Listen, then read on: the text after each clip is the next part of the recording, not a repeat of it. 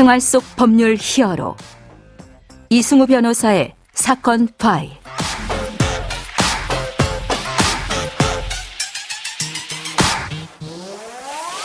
안녕하세요. 이승우 변호사입니다. 각종 사건 사고에서 여러분을 구해드리겠습니다. 오늘 열어볼 사건 파일은 양육비 관련 내용입니다.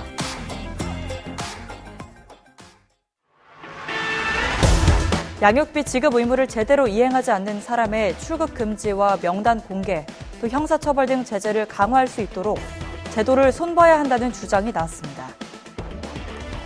자, 아이를 키우는데 사랑만으로는 부족한 것 같습니다. 저도 제 자신을 너무 사랑하거든요. 거기다가 돈도 있어야 됩니다. 자, 아이를 키우는 것이 고통도 많이 주는 것 같습니다. 자, 그런데 신기하게도 신이 인간에게 준 선물이 있습니다. 이 중추신경이 고통과 쾌락을 같은 곳에서 느낀다는 겁니다. 굉장히 신기한 일이죠. 나를 희생하고 고통을 느끼는데 그것이 그렇게 아이에게 나눠주는 마음이 오히려 어느 순간에는 기쁨이 되는 이러한 미묘한 감정의 변화가 순식간에 생길 수 있다라는 거죠. 자, 우리는 아이를 키우면서 이러한 신비한 경험을 하게 되는지도 모르겠습니다. 자, 그렇지만 어떤 분들에게는 그러한 경험이 그저 고통일 수도 있을 것이다 라고 생각이 됩니다. 자, 오늘 양육비, 양육과 관련된 돈 문제에 대해서 법무법인 법승 인천사무소 최지영 변호사 알아보도록 하겠습니다. 안녕하세요, 변호사님. 네, 안녕하세요. 최지영 변호사입니다. 네. 자, 최근에 여성가족부에서 양육비를 미지급한 분들 대상자 86명에 대해서 각각 명단 공개, 출국 금지, 운전면허 정지 처분 이렇게 내렸습니다. 자, 그렇게 내리니까 또다시 이제 배드파더스 활동과 관련된 그 재판 논란이 다시 또 이제 사회적으로 관심사가 됐는데 그 내용 설명 좀 해주시죠. 네, 양육비 지급 의무를 이행하지 않는 비양육자들의 신상을 인터넷 사이트에 게재하는 이른바 배드파더스의 활동이 논란이 되었습니다. 네네. 배드파더스는 2018년부터 운영을 시작하였는데 이 사이트에 신상 정보가 공개된 일부 양육비 미지급자들이 사이트 관련자를 명예훼손으로 고소하면서 그 명예훼손의 성립 여부가 문제가 되고 있습니다. 네네.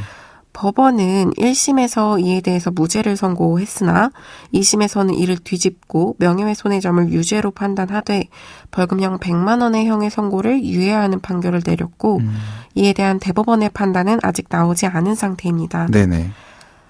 배드파더스 사안은 양육비 지급 확보라는 공익과 양육비 미지급자의 명예라는 사익 중 어떤 것을 더 우선해야 하는지에 대한 문제로 법원에서도 그 판단이 갈렸던 만큼 법조계에서도 그 의견이 분분합니다.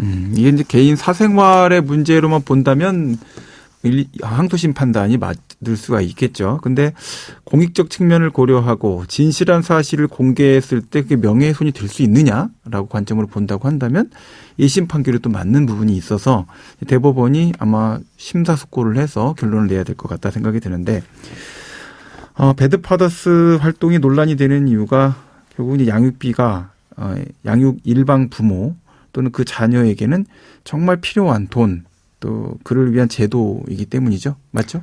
네, 맞습니다. 네네.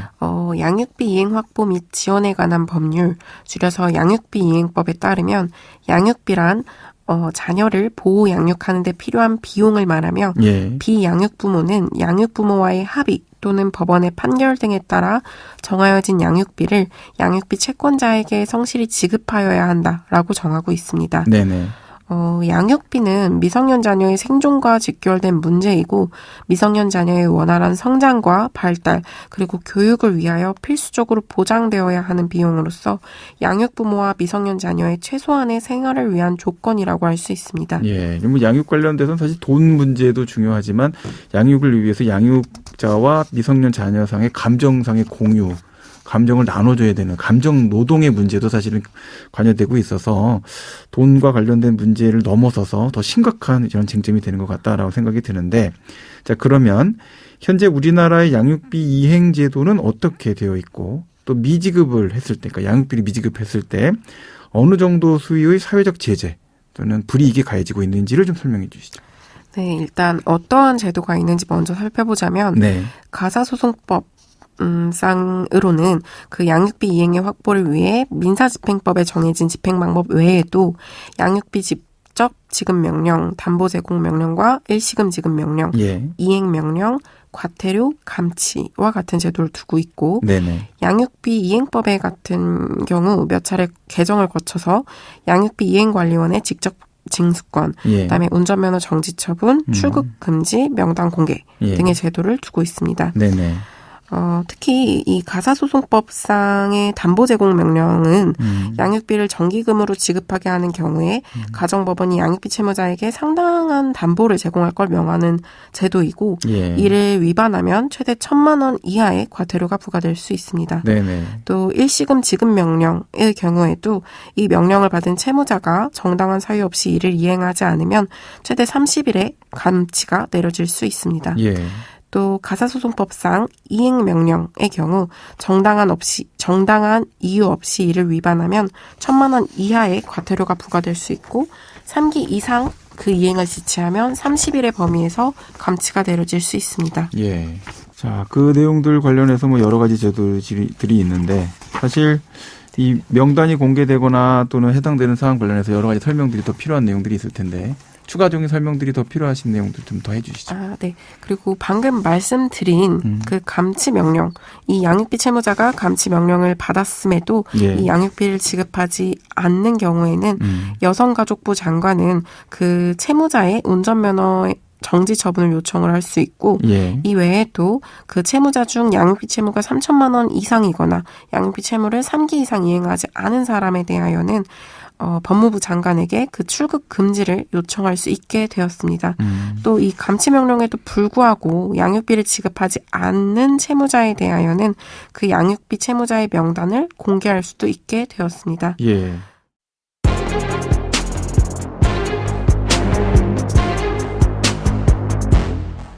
자, 이제 앞서서 우리가 좀 이제 먼저 이야기를 좀 나누긴 했지만 현재 양육비 집행과 관련된 제도의 문제점에 대해서 좀 구체적으로 좀 짚어주시죠. 네, 이렇게 가사소송법과 양육비 이행법은 양육비 이행의 확보를 위해서 여러 수단과 제도를 두고 있지만 네네. 가사소송법상 감치제도는 그 집행에 있어서 채무자가 송달을 회피할 경우 그 절차가 지연될 수 있다는 점, 또 감치 명령이 내려지더라도 양육비 채무자가 법정에 스스로 출석하지 않는 한 현실적으로 소재 탐지와 구인에 어려움이 있다는 점, 또 감치 명령 자체가 그 선고일로부터 6개월 내에 집행돼야 된다라는 기간에 제한이 있다는 점에서 한계가 있습니다. 네, 이 현재 소송법상의 송달 제도 자체가 우편 송달로 돼 있어서 심각한 문제가 많습니다. 네, 사실은 맞습니다. 우편을 안 받아버리면 모든 절차 진행을 방해할 수가 있거든요. 그런 문제가 있고요. 또 다른 문제 뭐 있습니까? 네, 그래서 실제로도 2019년에서 2021년 총 3년간 법원으로부터 경찰이 송달받은 감치 명령은 총 655건 정도로 추산이 되는데 네네. 이 중 실제 집행이 완료된 감치 명령은 약 72건에 불과하다고 합니다. 또 그 감치 명령의 미집행률, 그러니까 집행되는 정도도 매년 낮아지고 있다라고 합니다. 이 정도 집행이 된다고 하면 뭐 10분의 1 정도 규모인데 네, 맞습니다. 뭐 당하는 사람만 당하는구나 이렇게 생각하지 집행 안 받으면 되지 이렇게 해갖고 무시하는 경우들이 많이 생기겠네요. 네, 맞습니다. 네네. 네, 또 그리고 양육비 이행법상의 운전면허 정지 처분, 출국금지, 명단 공개를 정한 규정, 그리고 또 형사처벌이 가능하도록 한 벌칙 규정들은 모두 양육비 채무자가 감치 명령을 받고도 이를 이행하지 않았을 것을 전제 조건으로 하고 있어서 현실적으로 양육비 채권자에게는 이 감치 명령을 먼저 거쳐야 한다라는 그러한 제약이 있습니다. 네. 자, 오늘 양육비 이행 제도와 관련돼서 법적으로 이야기 나눠봤는데요. 이 배드파더스 논란, 양육비 이행 제도 관련돼서 마지막으로 한 말씀 부탁드립니다. 네, 배드파더스 사안에 대한 대법원의 판단은 아직 나오지 않았지만 개인이 이와 같은 사이트를 만들어가면서까지 양육비 미지급자들의 신상 정보를 공개하는 데에는 결국 오늘 살펴본 바와 같이 현행 법률과 제도가 현실적으로 양육비 이행을 확실히 보장하지 못하기 때문인 것으로 보입니다. 사인이 배드파더스와 같은 사이트를 개설하여 양육비 미지급자들의 신상 정보를 공개할 필요가 없도록 양육비 이행 확보를 위한 법률과 제도가 조급하게 개선이 되어야 할 것으로 보입니다. 네, 지금까지 최지영 변호사와 함께했습니다. 오늘 말씀 고맙습니다. 네, 감사합니다. 생활 속 법률 히어로 이승우 변호사였습니다. 내일도 사건에서 여러분들을 구해드릴 사건 파일 함께 읽겠습니다.